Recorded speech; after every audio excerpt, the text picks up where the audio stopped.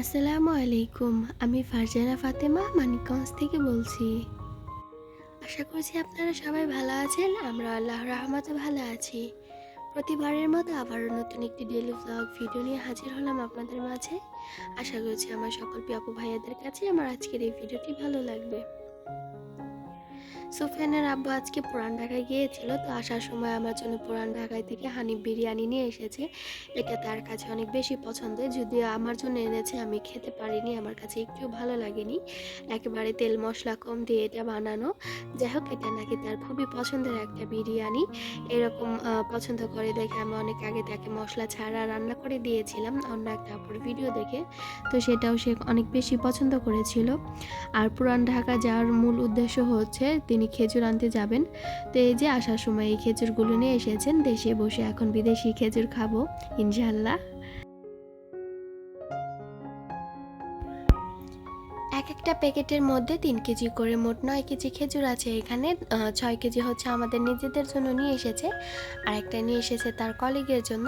তো আমি এখানে রাত করে বের করেই নিচ্ছি। রাতে যেহেতু এসেছেন ওর বাবা, আস্তে আস্তে অনেক বেশি রাত হয়ে গিয়েছিল, তো এখন আমি এগুলোকে বের করে নিচ্ছি। ওর বাবা এখন খেতে চাইলো। আর গতবারের খেজুর কিনে তো অনেক টাকায় লস খেয়েছিল, তো এইবার খেজুরগুলো অনেক বেশি ভালো। সব সময়ের মতো আমাদের এই খেজুর কেনা হয়, তো বেশি জরুরি হয়ে গেলে তখন এই আশেপাশে থেকে একটু কিনে নিয়ে আসেন। যেমন সাভার থেকে কিনে এসে অনেক টাকায় ধরা খেয়েছিলেন। আর এই খেজুরগুলোর মধ্যে কোনো রকম কোনো পোকা হয় না, একদম ফ্রেশ আর খুবই মিষ্টি খেতে।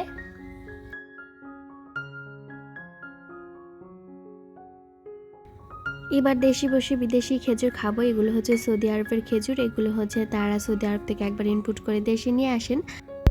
একটু ভালো মতো খোঁজাখুঁজি করলে আপনারা দেশে এগুলো খুব সহজেই পেয়ে যেতে পারেন, দামটা একটু বেশি হলেও।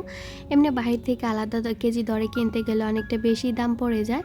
তো এইখানে এক একটা প্যাকেট নিয়েছে 2000 টাকা করে, যেহেতু এক একটার মধ্যে 3 কেজি করে খেজুর ছিল। অনেকটা ভালোই, কোয়ালিটিও অনেক বেশি ভালো ছিল। তো একটা আর কি বয়ামে ঢেলে নেবো, আর বাদ বাকিটা ফ্রিজে রেখে দেবো। তার আগে ভাবলাম ফ্রিজটাকে একটু ভালো মতো পরিষ্কার করে নিই। যেহেতু গরম ঠান্ডায় ভুগছি, তাই তো নর্মালের এই সেক্টরটাই পরিষ্কার করে নিয়েছি ভালো মতো। সবজিগুলো পলিথিন থেকে একবারে বাক্সে করে রেখে দিয়েছি, বক্সে করে। যাই হোক, এখন আমি এগুলোকে গুছিয়ে নিচ্ছি।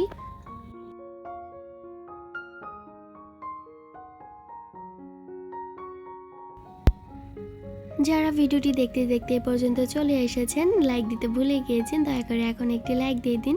আপনার একটি লাইকের কারণে এই ভিডিওটি আরও অনেকের কাছে পৌঁছাতে সাহায্য করবে। আর যারা অলরেডি এই কাজটি করে রেখেছেন এবং আজকে যারা নতুন ভিডিওটি দেখছেন, আপনাদের কাছে একটাই অনুরোধ, যদি আমার ভিডিও ভালো লেগে থাকে তাহলে আমার চ্যানেলটিকে সাবস্ক্রাইব করে পাশে থাকবেন। আর অলরেডি যারা এই দুটো কাজই করেছেন তাদেরকে জানাই অসংখ্য ধন্যবাদ। ফ্রিজ পরিষ্কার করার সময় এই যে বয়ামটা বাইরে রেখেছিলাম, এখনও পর্যন্ত এতগুলো খেজুর রয়ে গিয়েছে। আর চলে এসেছি কিন্তু তার পরের দিন দুপুরবেলায়। অনেক বেশি রোদ হচ্ছে, ঘরের মধ্যে তেমন একটা বোঝা যাচ্ছে না, দিন রাত যেমনই হোক না কেন মাঝখানে রোমে খুব একটা রোদ বা আলো আসে না, তাই তো লাইট জ্বালিয়েই ভিডিও করতে হয়। যাই হোক, এখন আমি খেজুরগুলো সব কৌটায় ভরে নিব, আর যখন যেটা প্রয়োজন হবে ওইভাবে আমি বের করে নেব।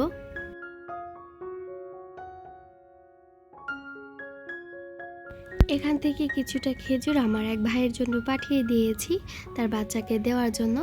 যাই হোক, বাচ্চাদের কিন্তু খেজুর খাওয়ালে বাচ্চাদের মস্তিষ্কের অনেকটা ডেভেলপমেন্ট হয়। আর আমার ছেলেকেও চেষ্টা করছি 2-1টা খেজুর খাওয়ানোর, যদিও ও খাবার খাওয়ায় খুব একটা চঞ্চল না, খাবার খুব একটা খেতে চায় না। তারপরে যতটা সম্ভব ওকে খাবার খাওয়ানোর চেষ্টা করছি, ফলমূল যাই হোক না কেন।